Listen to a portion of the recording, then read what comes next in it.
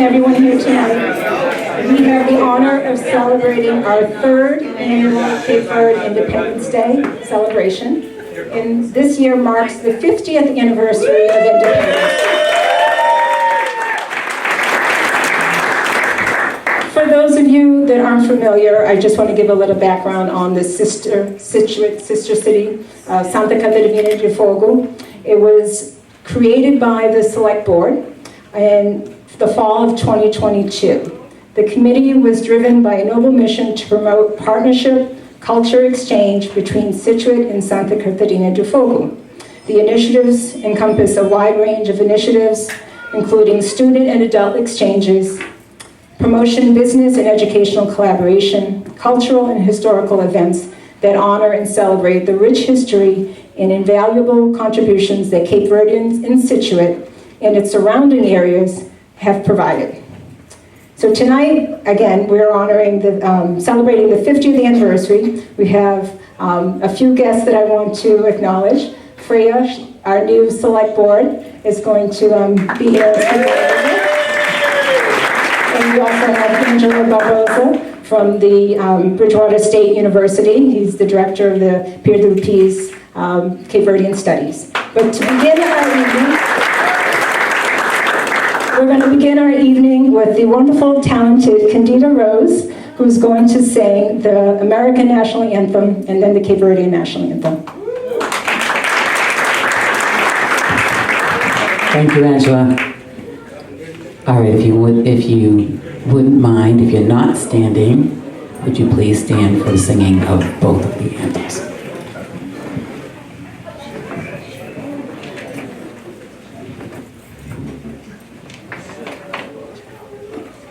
Oh, say, can you see by the dawn's early light what so proudly we hailed at the twilight's last gleaming, whose broad stripes and bright stars through the perilous fight o'er the ramparts we watched were so gallantly streaming, and the rocket's red glare, the bombs bursting in air, gave proof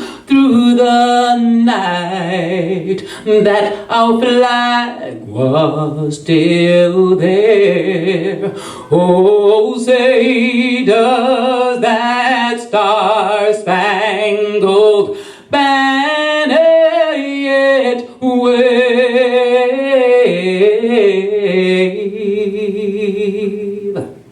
o'er the land of the free and the home of the brave?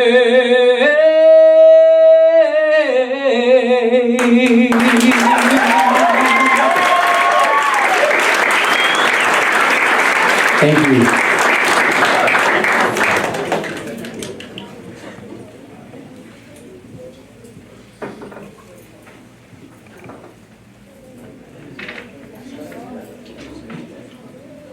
Canta, irmão, canta, meu irmão, que a liberdade hino e homem é a certeza, com dignidade inteiramente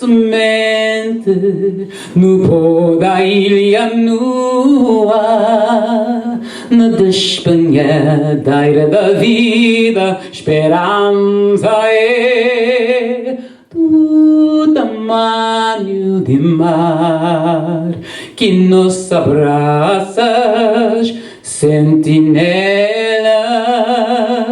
de mares e ventos, perseverante Entre estrelas e o Atlântico entoa o cântico de liberdade. Canta, irmão, canta, meu irmão, que a liberdade é hino e um homem é a certeza.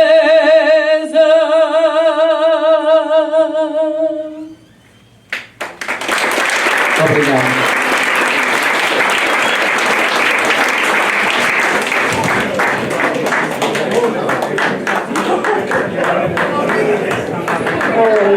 Thank you, everyone.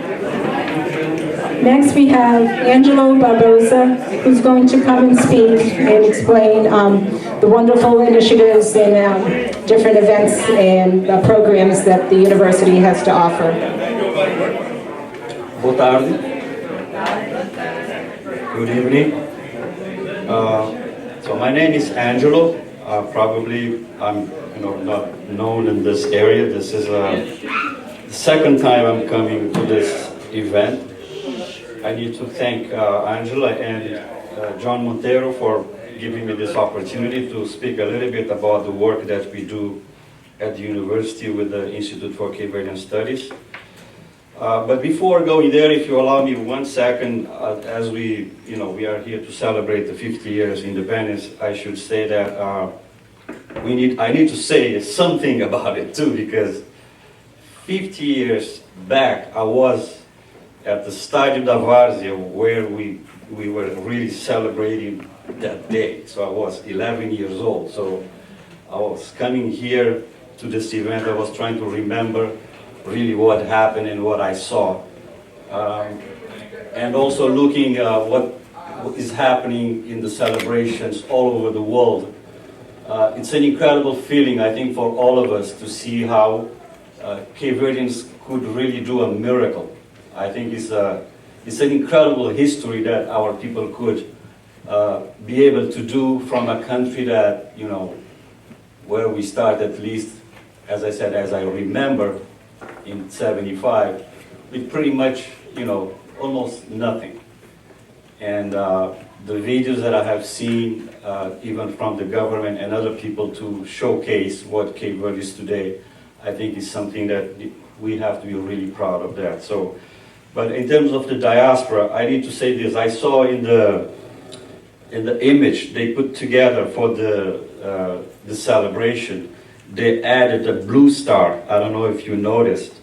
This blue star represents all of you, everybody in the diaspora, because normally they do the 10 stars that is in the flag, in the Cape Verdean flag, but for the celebration, I don't know who, really saw the opportunity to make an incredible homage to the incredible Cape Verdean diaspora that we have. So I really thank everybody here and everybody in the diaspora that has helped Cape Verde for the last 50 years too.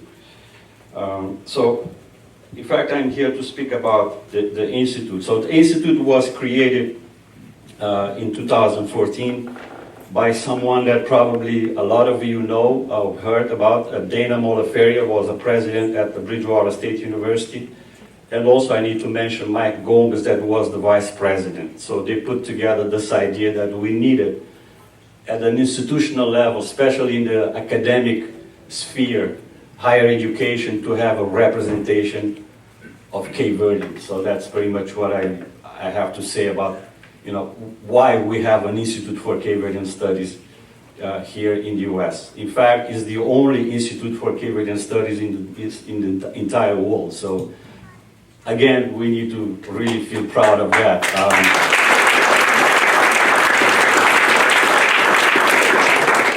So to me, again, it represents the effort that so many people before us struggled, in all different areas in this, in the New England and in the U.S. as a whole, for us to be able to be represented at an institution of higher education here in the U.S.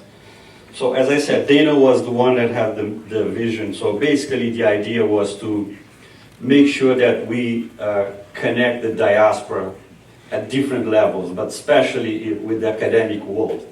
And also to be able to assist Cape Verde in terms of developing higher education and creating opportunities for students, not only in here, but also in Cape Verde, to really connect both sides.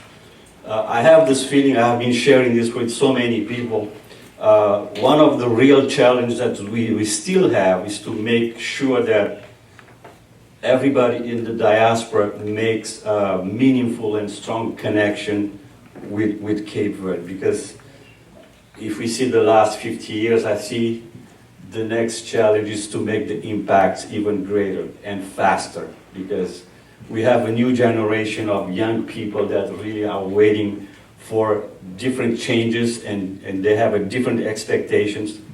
So this forces us to be, I would say, a little bit more clever, smart in terms of providing different opportunity for students.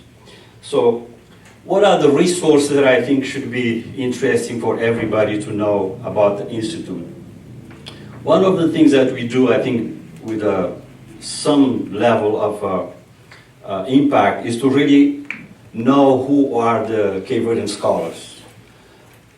I make this important because education is one of the things that Cape Verdean families and the government has made a lot of investment. So all Cape Verdean families throughout the history has made an incredible investment for their kids to go to school, to get educated. So, but now I think the challenge is even greater, because after 50 years, Cape Verdeans have been producing knowledge, and not necessarily all of us, we know what Cape Verdeans has been producing in terms of a history, our own history, in terms of our language, in terms of music, something that is so important to us. But guess what? We have a lot of knowledge being produced about our own culture that, in my observations, I see that there is a lot of challenges for us to make sure that everybody in the diaspora connects with that knowledge that is being produced. But the same thing, people in Cape Verde we talk about the diaspora, but they don't have a very clear idea of what Cape Verdeans in America do and how they really can have an impact in the island, besides important projects happening. So we have a journal of Cape Verdean Studies that our scholars, they publish in all different areas, as I said, music, language, social science, and related areas. At Bridgewater, we have the first Cape Verdean Studies minor also in a higher education institution in America. So, yes, it's very important for everybody to know it. And I spoke about the language. The Cape Verdean language is one of the courses that we teach in this minor, and is one of the courses that students most applied for. Not only Cape Verdean descent students, but students for different backgrounds. Bridgewater has helped Cape Verde with establish the first public university in the country, and right after that, we developed a program for students from Cape Verde to come to the US for their master's degree. As you know, we are a Portuguese-speaking country, so our official language is Portuguese. So at that time, we had to make a lot of effort for Cape Verdeans also to master the English language, which is so important for us to be able to connect with our diaspora in the US. That is an incredible number of people. So far we have trained more than, I would say, close to 100 students. It's all of them back in Cape Verde, so in different areas. So if you go to Cape Verde at the university and different public institutions, you will find graduates from Bridgewater State in Cape Verde. Another thing that we do, of course, we do travel courses with students. So Angelo and I have been talking about this all over since they have a similar program to connect with the island of Fogo. So in fact, one of the travel courses that I did, I brought students to Fogo with a professor that is interested in studying not only about the volcanoes and this kind of a climate, but sustainability issues and local economies. As you know, we have coffee, the best coffee in the world, and the wine that is in Fogo, so people are interested in studying those things. So we are preparing a new travel course to Cape Verde by the end of this year with the students from social work area. We also do different interfaces with organizations in the area, so we have been working very close with Cape Cod, Brockton, Boston, Rhode Island, and you name it, organizations all over. Basically, we assist in organizing workshops, conferences, Cape Verdean language classes, different resources that they need in terms of, as I said, we are well connected with the different scholars, so if they need something that is in a very specific area, we can suggest how they can find those information. Also, what we do is to connect Cape Verde with representatives in the area. So we do trips to Cape Verde with the president of Bridgewater, bringing state reps, senators to Cape Verde to really have a better understanding of Cape Verdean culture and what we do and how the country is developing.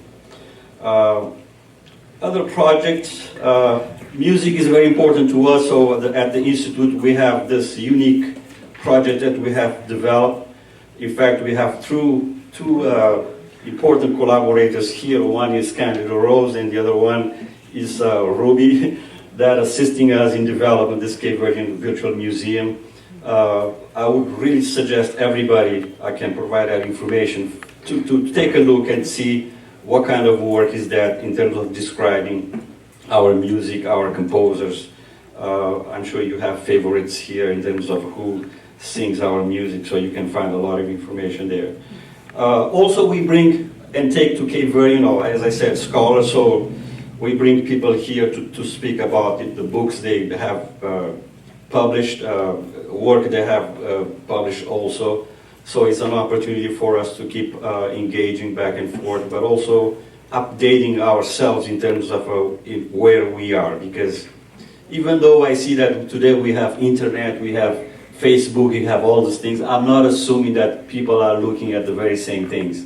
So I will finish with this. Education has been something that families and the government have made a lot of investment, but I feel like we need to take more advantage of the knowledge that Cape Verdeans have produced so far. So thank you very much. I'm here to ask any questions that you may have. Thank you. Thank you.